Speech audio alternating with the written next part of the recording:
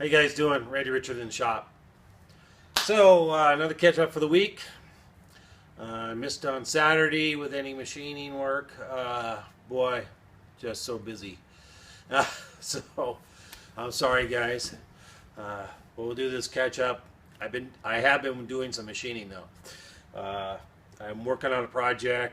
Uh, if you follow me on Facebook or Machining YouTube, I made some posts.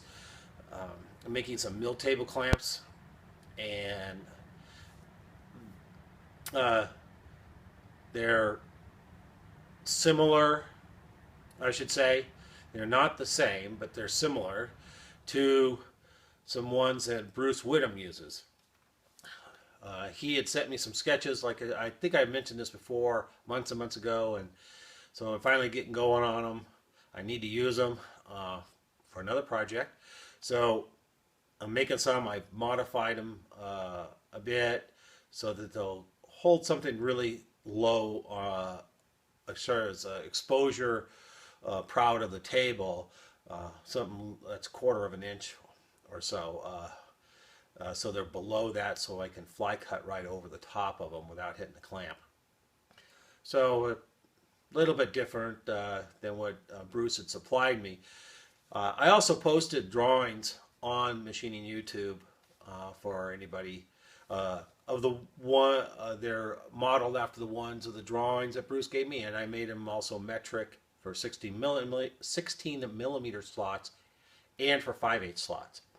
So there's 2 sets of drawings up there on Facebook, Machining YouTube.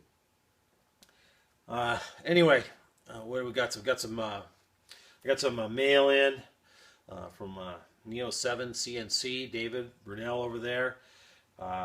eBay. I made another purchase on eBay. Picked up a new tool from Harbor Freight, but so you got to do what you got to do sometimes. And I did a little tool trade with Jim Nutzweiler. I think that's how you say it, Jim. Hope I didn't butcher your name. And that's a boring head right there. So we'll get you a little closer, show you that stuff, and we'll show you the Harbor Freight purchase too in there. I'm putting together a video though about the clamps. I hope to finish them this week, and I'll get the video together by Saturday. That's the plan. I don't know if I can get it all in one video, but it might be 2 videos or so. It's a lot of work. These clamp for making. Just a note: making the clamps on manual machines. It's a lot of work. There's another fellow, Craig Nagel, is making some also. At least he posted some pictures on Machining YouTube. So we'll see what he thinks too about how much work they are. But on manual machines, there's quite a bit of work. I've been CNC would be another story because you could do setups different and things like that. And but hey, I'm over 50% done right now, so I'm on my way to. I'm seeing the end of the tunnel here. Anyway, let's swing you around and show you this stuff. So Jim Nutzweiler, I'm checking my notes here. We did a tool trade for a dovetail cutter, and we traded for a Criterion DBL 220 boring head. So it's what, 2 inches or so. Yeah, 2-inch boring head. It's in great shape. It's been used a little bit. I don't know if Jim was using it. It sounded like he was using it, and he bought a bigger one. It's a great shape, and it should work out fine. Just no arbor for it. So I'm either going to make one or buy one. Enco has one. It's $70. I can make one for a lot less than that. So I just might make a R8 arbor for this. I got to scrounge around my stock to see what I have around. So that's pretty nice. Thank you, Jim. for doing that trade. It very come in very handy for me. I have a Chinese one, but this one is much nicer, and it seems to operate much smoother. So, and I have some plans. I've been working on some designs for boring tools also. So I want to get on doing that, making some boring tools, and show you guys. He also sent along the 40 taper arbor that was on that boring head. So that I don't have anything that takes a 40 taper. So I think I'm going to be looking to trade that away. Anybody need a 40 taper? This is 7/8 20 thread, I think. 7/8, I think that's what it is. Yeah. Yeah, if you're interested, let me know. We can work something out. He also sent along a little boring bar with it. It's a Chinese one. Small one. Carbide raised. A lot of times you got to grind these, so you get the proper, so you can get some proper clearance behind them and things like that. And a lot of times these cutting edges aren't really on center. A lot of them are like that. They're not on center, so that makes them really kind of hard to use. You might have to turn it a little bit, and then you got negative rake if you don't want negative rake, and some things like that. A lot of times a little positive rake makes a much nicer hole. So yeah, pros and cons on these Chinese ones. You got to check them to see where that cutting edge is. Some other people have done videos on that, and yeah, you gotta kind of be careful about that. You can get a pretty lousy hole finish wise. And he also sent me some inserts. Okay, these are all the same here and all the same here. I've never used any of these kind of inserts or seen in anything. These are Ingersoll Rands. And let's see here. LNE 425-0F7. Also a number of 29-99774.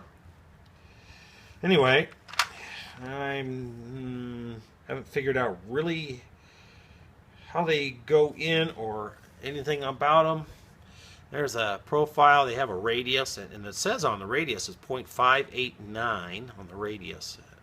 On there, that's imagine that's what that says. 0.589R. Probably that's maybe the radius there. Anyway, flat on that side. I'm not sure what the cutting edge is supposed to be on them, whether it's the radius there. I'm not entirely positive about those. So anyway, a little investigative work will have to be done on those. These ones, a whole bunch of them, 20 of them. These are fan steel VR Wessons. CM585-2s. So I was looking at these, and these are reversible. They seem to be. They're symmetrical on each side, as if you could reverse them.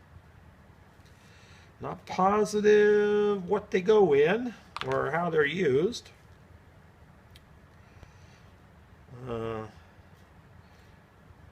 Anyway, I don't know if I can. They're kind of small. I can show them to you. Like I said, they are a reversible type thing. You can flip it over, So I'm not positive where the cutting edge is on them again. I think it's this flat edge right here. That's what I think it's the cutting edge. But I'm not positive. And actually, I'm not entirely positive about where that cutting edge is. I think it's this edge. Anyway, Anybody got any ideas? Let me know.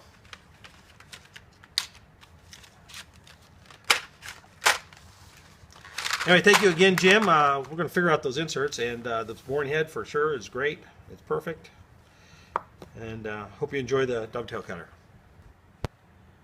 So mail came in. I had sent some stickers to David Burrell over at Neo 7 CNC. That's his YouTube channel. I'll make sure his link is in the video. Anyway, I sent him some stickers and tag and stuff, and he sent me back a product he makes, actually. I don't know if anybody's heard of it, probably. Called Loop Alien. Got a little sticker for it. And we'll zoom you in here and show you what it looks like. Okay, so here's the Loop Alien. Here's the instructions for it. Has a pretty good picture of what one looks like. And it's for tying up things, you know, like cords or something. He sent me a little package. It has 1, 2, 3, 4 in there. Now those aren't tied up yet, so I didn't take those really out yet. And but here's kind of what they look like, what they do. Right here, they're made of aluminum. Even has a little engraving on them, and it says Loop Alien USA, made in USA. They're I take it they're CNC machined, but what they're for, pretty slick, really. So you got a cord strapped to it, tied to it at this hole, and you would loop it around something. You know, make a loop around something, stick this through, and flip it over the little horn, and then you can pull it tight. Pull it tight up on something, and hang it up, or, you know, to keep it contained. So I'm going to hook it on an extension cord. So here's an extension cord. So you don't have to tie any more knots. You just slip a loop through there, through the hole up there, and you can cinch it up tight. Oops. Pull it up tight, and you can hang your cords up. It makes it pretty easy to undo. Just let her loose, flip it off, it's gone. You can use it for hoses or all sorts of things. In the hanging up in the shop, you know. So, thank you, David, for the Loop Alien. They're very cool, cool little product. He did a Kickstarter project on it. He wrote me a little note about it and such. So he actually did it a few years ago, in 2013. But he must have sold some of these. Good for him. And nice little product there. So check out David over at Neo 7 CNC. And give him a subscribe. You know, like what he does. And a little sticker he gave me. So, and the Loop Alien. Pretty cool. Thank you, David. Appreciate it. We'll be watching you. There we go. Up on the sticker cabinet. Everybody else's stickers. There we go. Little FedEx package came. Got me a nice Wilton vise, bullet vise. This one is 4 inches across on the jaws. So it's a good size vise. Yes, it was the eBay find. It's in very good condition. End cap's a little beat up and stuff. The jaws look brand spanking new on them. They may have been replaced, but they are literally, they're like brand new. Never probably been used or at all. There's a new end plate, keeper here. So I don't know what else is maybe new, but it works very good, very smooth, not broken. But sweet vise, I'm gonna love it. This is the kind of vices we used to have on the ship. Nice, good vices, and some other big vices. But we'd have Wilton's bullet vices and stuff in the shops and around the engine rooms. Good quality stuff. And we'll get this mounted up here in the shop and be a nice ad. So, well, I took advantage of the Friday super sale, whatever, Black Friday type of thing at Harbor Freight. Broke down about a 4-ton floor jack. My floor jack, other one's about 30 years old. It's only 2.5 tons, and it's just doesn't got it anymore. And and don't know if I can really fix my other one much. It's I've had it for so long; it's in pretty tough shape, and so I decided just to buy one. And so we're gonna take a look here, see what it takes to put it together. Plus, this one can pick up my tractor. The other one really can't pick up my tractor, and I've had to borrow one before to do that. So 4 tons ought to pick it up. The tractor in the rear end, I think, weighs, well, the whole tractor weighs with the implements on about 8,000 pounds, and the tractor itself about 6-something thousand pounds. So it's pretty heavy. There's a picture.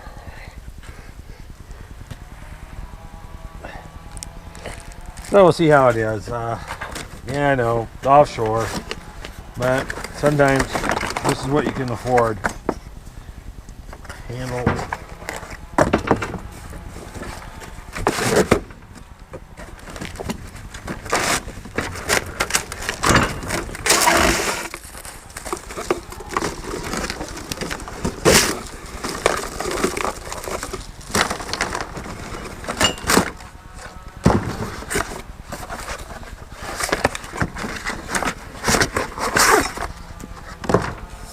Yep, those handles look, that handle looks pretty substantial actually, and nice that it comes in 2 pieces and just snaps right together. That's not too bad. Lousy knurl job, but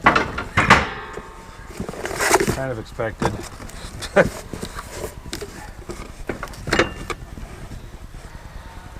Cold out here today.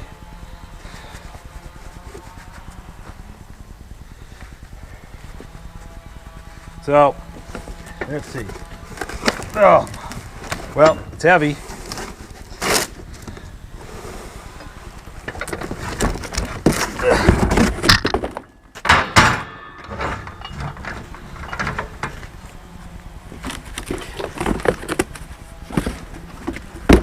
Okay. Burn that stuff. There it is. Oh, not much to put together. That's good.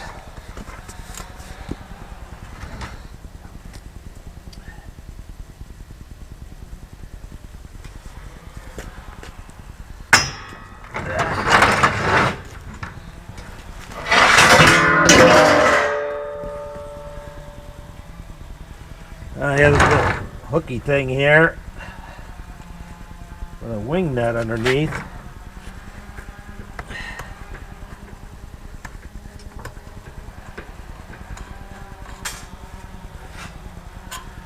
Boy, spared no expense. It's spring loaded, you know, and pushing up.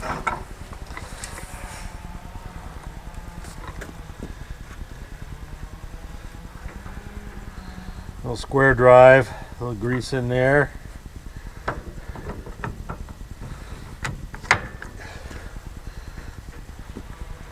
Grub screw goes in a little groove on the end of that tube for the handle so it can turn.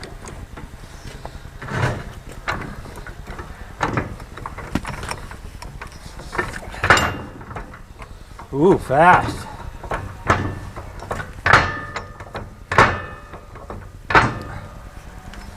Well, that will fit under my trucks, or most everything I have, and there we go. What nice fast jack, and it works right out of the box. So we'll see how it is when we pick something up. A little close up there of it. Not a bad looking jack, actually. Not bad. I mean, it looks well made. It's, you know, we're gonna give it a couple shots of grease.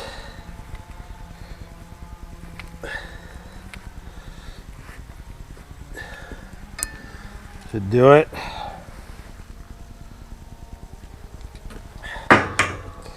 Yeah, not bad. Brought the tractor over. We're gonna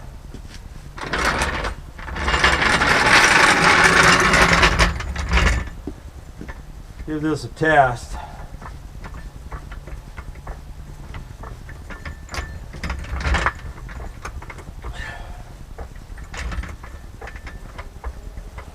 Might have to put a block in there, actually.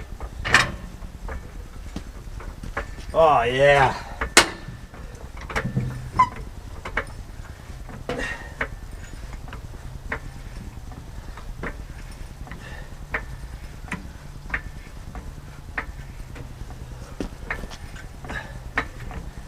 No sweat.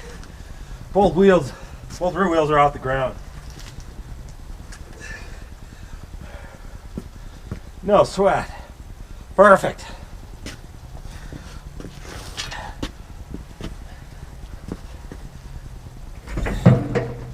Oh yeah, good control really. All right, good test of the jack, works. Picks up the heavy thing around.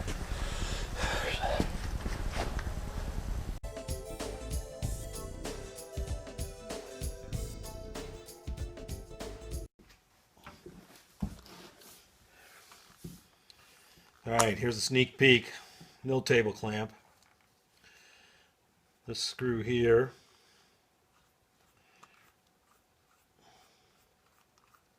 I'll just take it apart and show you. There's a spring that's still missing here, but I'll probably put in, so let's take it apart real quick. So this is all the parts. These are quarter 28s I'm using. You could use quarter 20s. You could use whatever you wanted on that. This screw here, I use the long one. Comes out the bottom. That locks it in the. You slip this into your T slot, right? And then when you screw this one down, it pushes it up, brings it up tight against the bottom of your slot. So it locks it in place on your table. So you screw that down, and on me, that when I screw that down, it's pretty much flush with the top of the, or just below the top, flush on the surface of this clamp. So my idea is nothing here will be higher than less than a quarter of an inch above the top of the table when you're using this clamp. And this piece here rotates in here, right? And it has a little face on it. Now, I haven't decided if I'm going to heat treat these or not. I don't know if I'll hash this face here, this clamping face, or not yet. I haven't decided. But so that comes down like so. Works. It's going to work like that. So you got a couple. This is kind of a fancy slot where this has to rotate around or pivot around this bolt. Now I'm probably going to, since there's not a lot of clearance underneath this, see this is, it goes up and down, and I'm going to change how much room is obviously here. It does not need this amount of room up here for rotating up, since I've kind of changed the way this works a little bit. Even if it's screwed way up here, you don't need all that space. So I'm moving this slot back a little bit. This is the first one I did just to see how those are going to work out, and I'm going to move that back a little bit. Anyway, so that's up and then you would screw this down, and it pinches down against your work over here,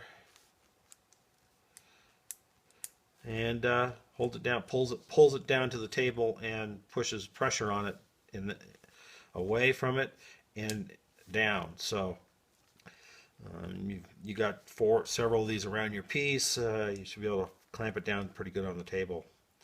Also, like I said, spring should go in here, but there's not a lot of, when you bring that down, there's not a lot of room. So what I might do is I might counterbore on the bottom of this for a little bit of a spring, or I'm going to counterbore the base here a little bit so I can have a spring in there that would compress up and down. Yeah, there's not a lot of room there, maybe about 60 thousandths or so. So anyway, thinking on that one, and all I have left, I've got all the bases made, and I have all these pieces made and radiused. Just have to do all the angling and the boring or drilling and counter bores here on the top, still to do on these little pieces. So anyway, that's the mill table clamps. A little sneak peek there, coming out good. But like I said, a lot of work. Well, I'll have a whole video set up for this. Bye.